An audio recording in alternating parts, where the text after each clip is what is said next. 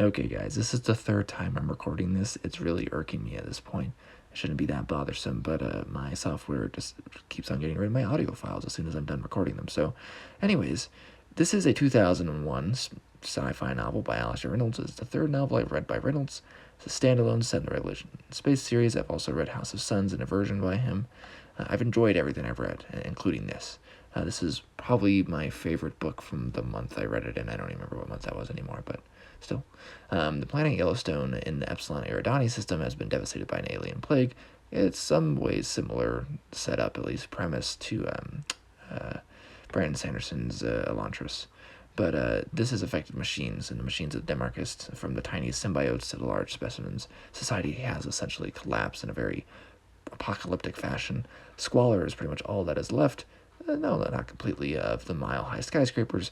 The orbiting habitats are figuratively rusted, and it's not pretty for what once was the pinnacle of human society in the year 2517. Our narrator is a guy named Tanner. He's a bit rough around the edges when we meet him. He goes his accounting in first person.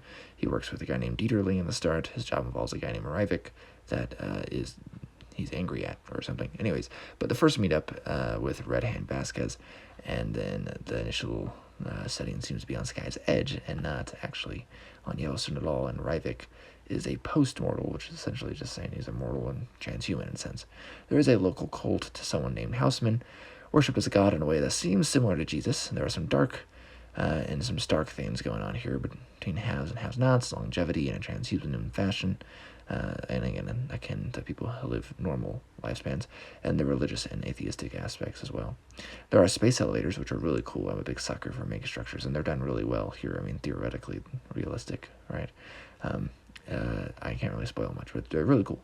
And then Tanner seems to have an odd connection to Sky Houseman, who is this messianic figure. He seems to know an abnormal amount of details about this guy and stuff that doesn't seem to be like in normal scripture, so to speak. But we do get a lot. We get to see war and profit, religion and viruses, and even how those connect in some sense. It's interesting. And then we have barbarism, affluence, dangerous games, poverty, all on display. Almost all of it is negative in some sense, whether it's poverty or the affluence. But there's also ultras. We have humans that seem more alien for how they have modified themselves. They're kind of like extrasolarians from Sun Eater.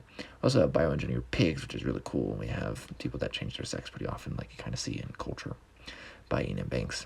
Tanner's not a bad character. He's not a very likable person, though, for the most part. There are times I found him despicable, other times I found him rather righteous. He does go through quite a ride in the book. The book itself doesn't actually keep a generally quick clip.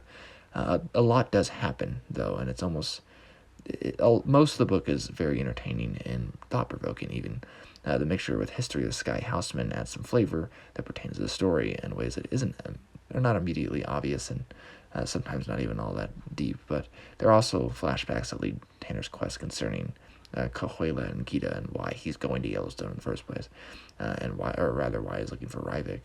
And I wasn't the biggest fan, again, of these because they fluctuate in enjoyability, but it's a really good mystery overall, and it kept me engaged and guessing.